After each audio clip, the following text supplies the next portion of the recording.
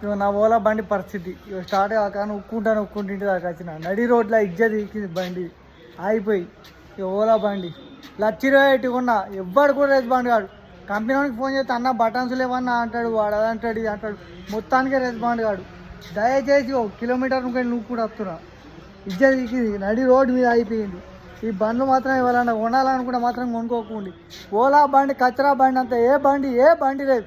Service వానికి phone చేస్తే వాడు ఎంత రుబాబు కొద్ది మాట్లాడతారంటే, అన్న మమ్మల్ని ఏం చేయమంటావు అన్న, ఇన్నిసార్లు ఫోన్ చేస్తున్నావు, నేను ఒక 100 సార్లు ఫోన్ చేసిన మొత్తానికి రెస్పాండ్ కాదు. కొంతమంది బ్లాక్ లిస్ట్లో పెట్టుకున్నారు పిచ్చకుండా బాడుకోవాలి.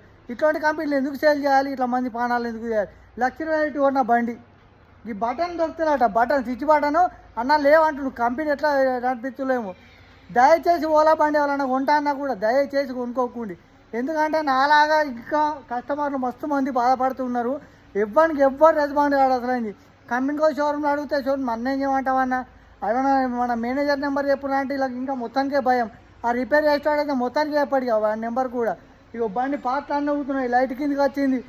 అసలు సర్వీస్ లేదు. దయచేసి బండ్లు కొనుక్కోండి. నాది వేములవాడ రాజన్న సిరిసిల్ల జిల్లా. నేను ఇదివరకు 3-4 సార్లు కంప్లీట్ చేసిన, ఎవ్వరు రెస్పాండ్ అవుతలేదు. అందుకే వీడియో పెట్టినా.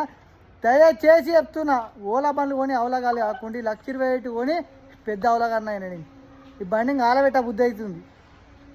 దయచేసి ఓలా బండ్లు అయితే ఎవ్వరు కొనుక్కోకండి.